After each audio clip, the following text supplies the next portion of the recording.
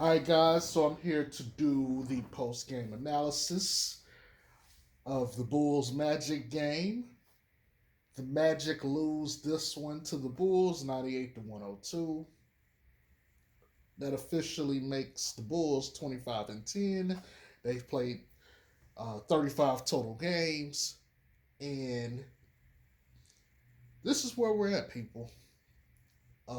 Tonight, the Nets lost, and Detroit actually beat the Bucks. So we got a pretty good cushion right there. I think maybe 2 games on both teams. So that's a pretty sizable advantage. We definitely need that. Um, Wizards won tonight. They beat the Hornets, so they're 19-18. Hornets are 19-19. Philadelphia won tonight. I'm just going through this because it's on the screen, and I know people do care about the rankings of some of these teams. But with that, I'm gonna go ahead and get started. So, like I said, the Bulls won this game 102 to 98. Couple things to start off with. I want to go over the quarter by quarter turnout because I think it's relevant. First quarter was 21-15. No, that's not a joke. That was literally the first quarter. They were leading 21. We had 15. Oh yeah, the shooting was bad today. The shooting was horrendous. But 21-15. Bulls didn't get 30 in the second quarter. Orlando gets 19, 45-40. That's what we got going in the halftime. Third quarter, Orlando gets 26 points. We get 24 points. And in the fourth quarter, we get 33 to their 32. This was not a pretty game, people. From the start of the game, the team looked very sluggish. They did not play with a lot of energy, a lot of enthusiasm. It was just not a good display of Bulls basketball. And quite frankly, I've started to accept that this is just not a first quarter team, which is a far cry from the Pelicans because they were a first quarter team last year, but they didn't play any other time after the first quarter. And so, it's interesting when you look at that dynamic. This team seems to turn it up quarters 2 through 4, especially the fourth quarter. And, you know, in the first quarter, they kind of drag ass. Now, they had put up a stat in the fourth quarter that showed, like, fourth quarter scoring, Orlando and the Bulls are in the top five. And we had won more games percentage wise, and I think just in general, than they had. So when I saw that, I was like, okay, Bulls are gonna win, but they're gonna get pushed in this fourth quarter because if they putting points on the board, that's something you got to take a serious look at. That's a serious stat, and that is going you know pretty much all season without Cole Anthony, with Cole Anthony, yada yada yada. So the Orlando Magic definitely gave it to us. They were not gonna just go down without a fight. They played us hard, and quite frankly, it it's a team with a huge front court, man. Team with a huge front court. I said cut court. I'm sorry, that wasn't intentional. But a huge front court. They got Franz Wagner or Wagner. They got Wendell Carter Jr. and Mo Bamba. Okay, they got way more size in the interior than we do. So that's instantly going to be hard to deal with. And for us to come out as sluggish as we did, we didn't do ourselves any favor, or any favors, I should say. I'm gonna run through Orlando real quick, and then I'm gonna talk about the Bulls. Uh, Franz Wagner had 22, 5, and 3 on 8 of 13. One steal. I mean, he's legit, people. He is one of those toolbox guys that does it all. He's 6'10", but he doesn't play it. He doesn't play 6'10", and that's a good thing. He actually plays. He plays to me kind of like a point forward, almost like the LeBrons, the Draymonds, and Jimmy Butlers. He kind of fits that mold to me. Wendell Carter Jr. 21, 10, and 4, 8 of 15 shooting, 3 turnovers. Mo Bamba only had 3 points, 7 rebounds, 1 of 5 shooting. He didn't play that much, and I'm surprised at that too. Gary Harris, he played 33 minutes. He had 19, 1 and 1, 7 and 16 shooting, 5 and 10 from 3. I think he was a huge part of why they were in the games, along with Wagner and Wendell Carter. I'm gonna be real. I almost forgot Franz Wagner was in the game in the second half. He was kind of quiet, and so it kind of his 22 kind of snuck up on me. Meanwhile, Wendell had that 21 and 10, and you could clearly tell he was in the game. It was weird. Franz Wagner seemed like he was all over the game in the first half, and he just kind of seemed like he disappeared up until like the fourth. And then they started Tim Frazier, who didn't score a single point. Whatever. RJ Hampton had 9, 8, and 3. 3 and 9 from the field. Missed both of his threes. And he had 5 fouls and 2 turnovers. Then they had Admiral Schofield, 4, 4, and 2, 50% shooting. Missed both his threes. Terrence Ross had 15 points, 4 rebounds, 4 assists, 5 of 17. Ouch. 1 of 4 from 3. And then Hassani Brevet, 5 points, no rebounds and assists. Perfect from the field. That's the Orlando Magic, people. Like I said, there's not a lot to discuss. The stats are pretty straightforward. Okay, even really the team stats as far as like the game is concerned, we were right there with them percentage wise, and we won rebounding by like 5 rebounds. But really, other than that, the stats were pretty much equal. Like, we were equally as bad. As funny as that is to say, you know, field goal percentage, 3-point shooting, it was just all relatively equal. There's not much to take away from that. I wish I could get here and say, oh, you know, there's a big disparity here, which is why, you know, but that just didn't happen. Okay, it was just a shitty ass game from both teams, and we were just less shitty at the end. Okay, Derrick Jones, he started tonight 7, 5, 0, 3 or 4. Derrick Jones is Derrick Jones.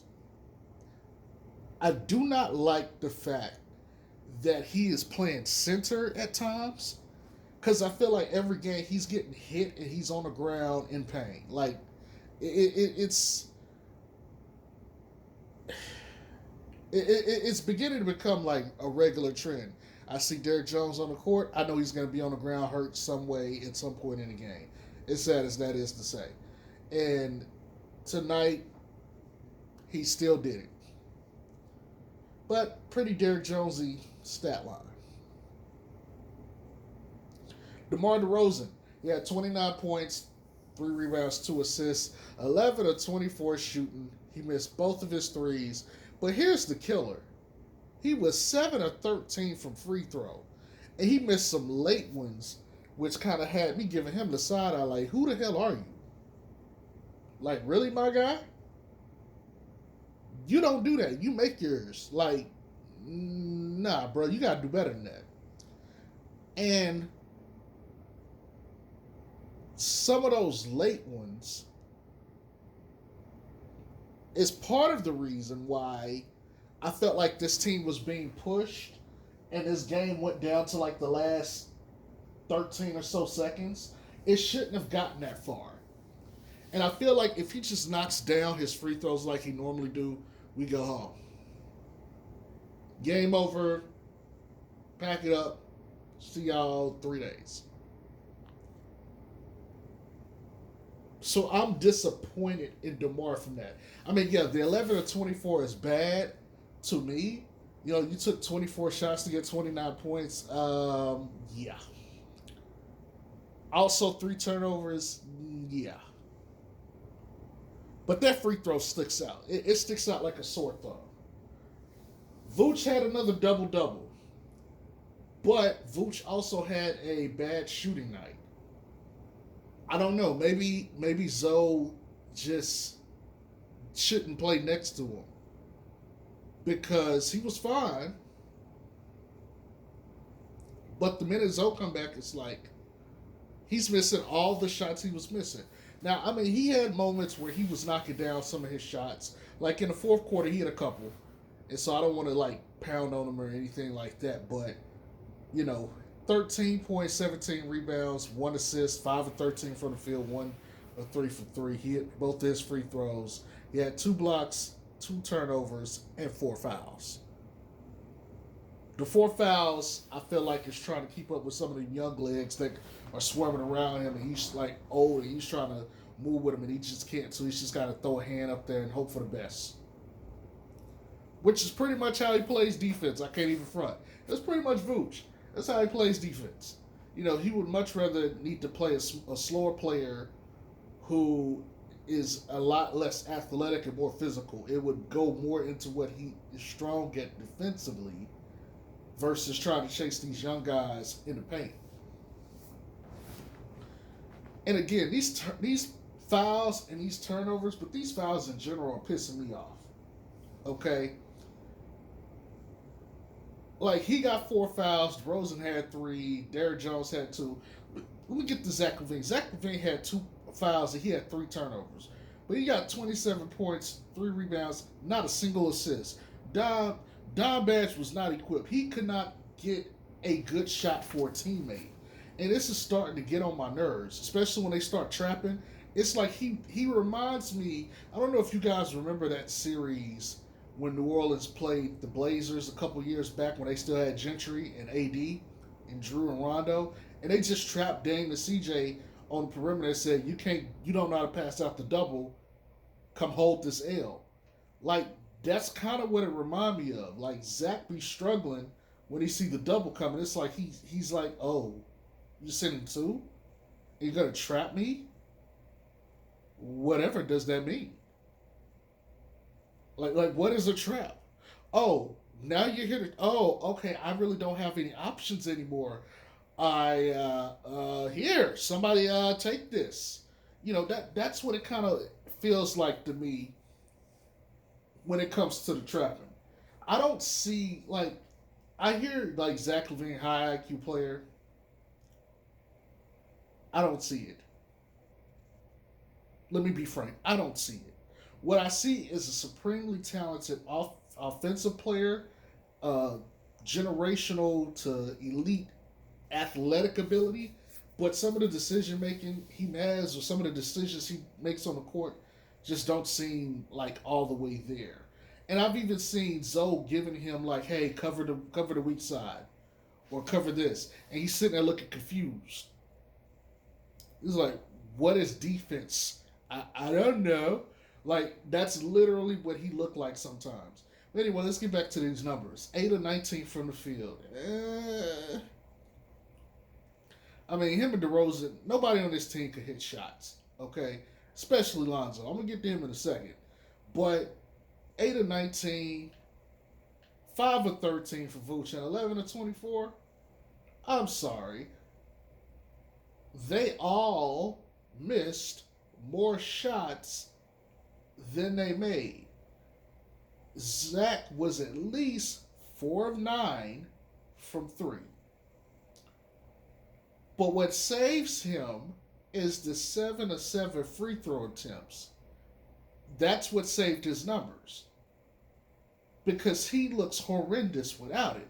Like, let's even take away the free throws from DeRozan. He made 7. Let's just take them all away. He would have 22 points off of 24 field goal attempts. What? Let's do the same thing for Zach. You take the 7 free throws away. He now has 20 points on 19 attempts.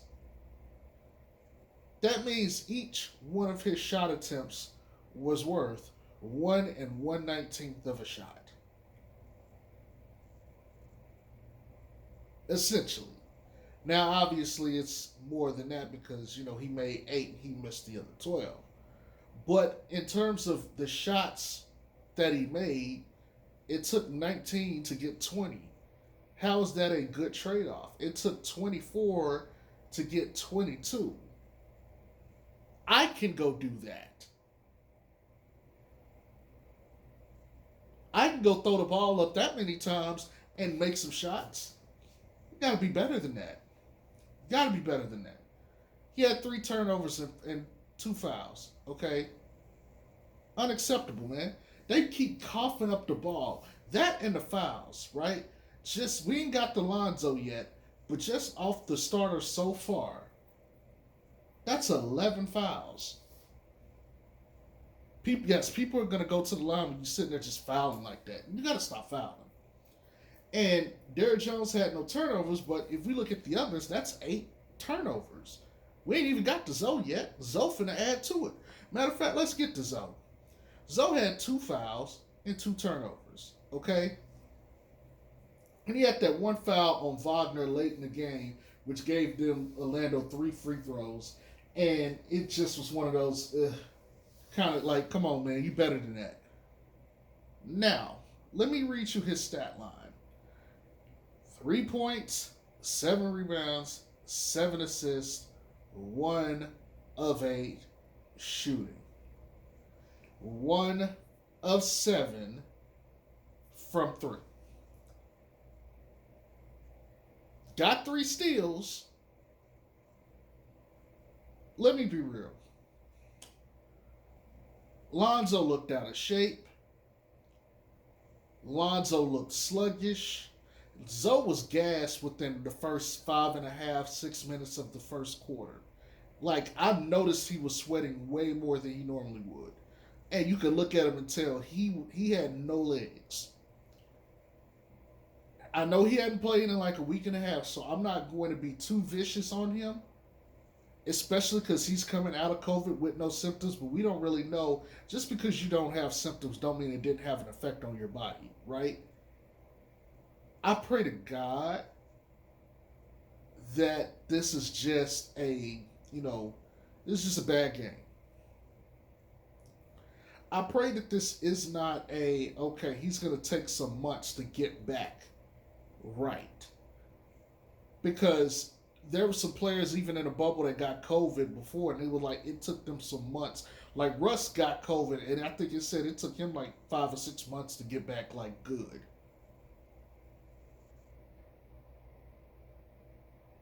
He was out of rhythm. Again, I'm not going to make any excuses, but he had a horrible shooting game. The only thing is that I'll give him is he didn't take more shots in the game that would have hurt his numbers of the team. He took 8 shots.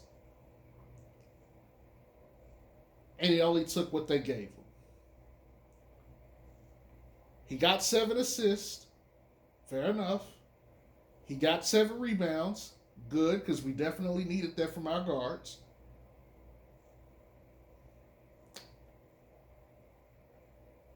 And I hate to say this, but we needed his 3 points.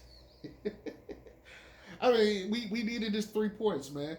That 3 points was really a big, huge difference in the game. His 1-3 was a huge difference in the game, even though it happened like in the first half, I think it was. Or, no, it was like in the third quarter. It's a huge difference in the game. The difference in the game is 4 fucking points. That 3 mattered. That one little 3 mattered. As bad as that is to say. But yeah, Zoe looked sluggish. He had his hands on his knees. You could tell he was winded. Um, he hadn't played in a while, and he was quarantined, so I don't think he was able to just exercise. So I'm gonna give him a little bit of a pass, but I'm not gonna give him a pass at the same time. This was a terrible performance, shooting the ball anyway. He dimed him up. He got the rebounds. He got 3 steals. He played defense. The again, toolbox. He does all the other little things. The scoring, the shooting was not there tonight. Okay? However, the next guy didn't really have the other utility, but he had the scoring. Kobe White, 17 points, 2 rebounds, 2 assists, 7 of 11, 2 of 5 from 3. Went to the free throw line 1 time and made it. 1 foul and 1 turnover. Even got a block. What Zoe couldn't give you scoring, Kobe supplemented. And he's a big part of why the bench numbers wasn't so shit to begin with. He got 17 of the 23 points that was off the bench. That's terrible and good at the same time. And I think Kobe has gotten into his rhythm. He's found himself a little bit. I think his scoring is going to start to improve and show consistently. That's good. Yes, I would still trade him for Cam Reddish, but I will say this: they needed his scoring tonight. Like every fucking point that's on this board, Troy Brown Jr. got 3 points, 8 rebounds, 4 assists. He was diming them up. He looked like the connector that people try to call Zoff. I'm gonna be real. He was 1 of 4 from the field. He hit the 1 3 out of 2, but we needed his 3 points. Ayo, we needed his 3 points. He had 2 rebounds, 1 assist, 50% shooting. He only took 2 shots. You can do the math. He had 2 turnovers though. Can't have that. He had 2 fouls. Can't have that, especially if the minutes you're playing.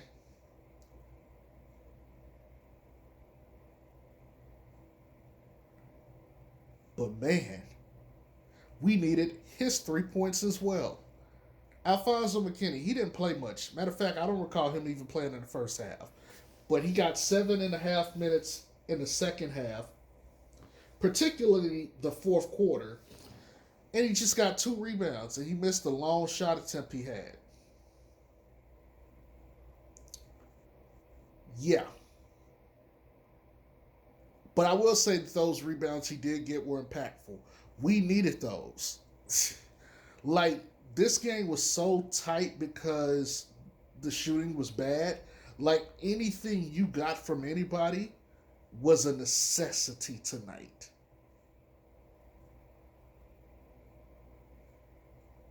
Like, if any of these guys don't have any of the points that they have, we're talking about a completely different game with a possible different outcome.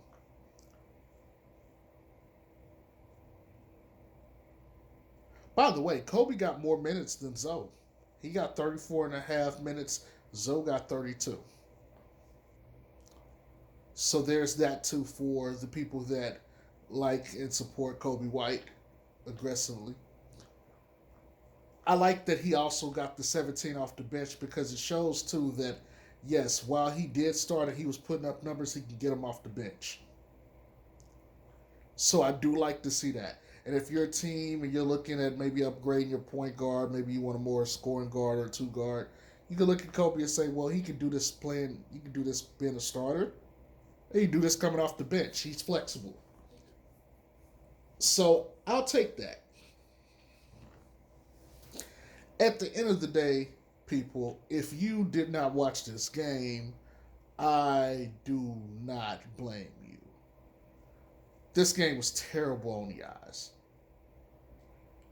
Like, this game was terrible. And the fact that this happened to the, at the time was 7-30, now 7-31 Orlando Magic. Like, I get it. Front court issues, yada, yada, yada. Stuff I've always talked about. I'm not going to beat y'all over the head with that shit tonight. Y'all already know what the deal is.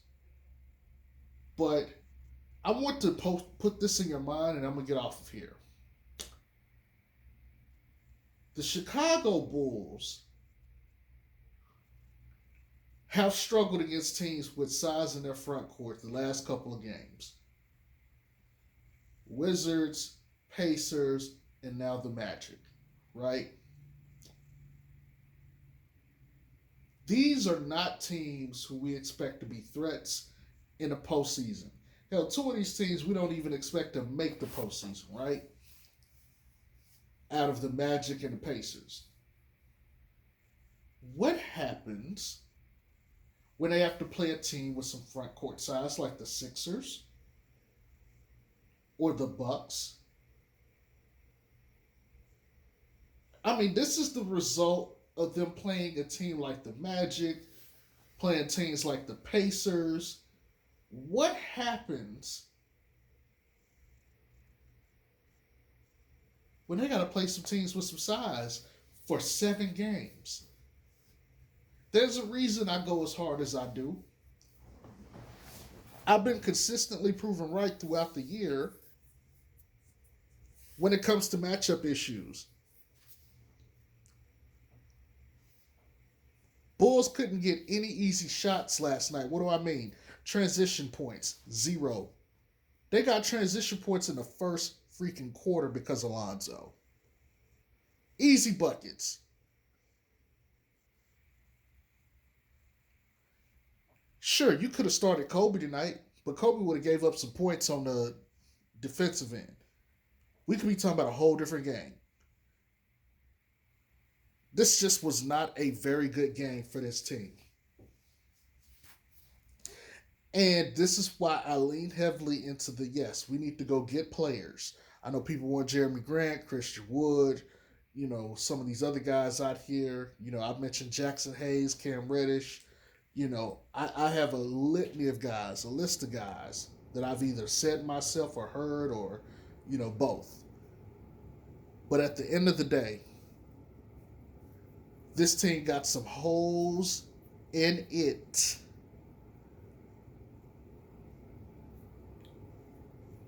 And if this game don't show it to you, I don't know what will. Because I promise you, they not beating the better teams in the league with a game like this. Yeah, sure, you need to be able to show you can win these type of games. Great. But this is unacceptable basketball play from a team that we have better expectations from. Still number 1 seed, still rocking with the team, still love it. Was glad to see Zoe at least on the court tonight.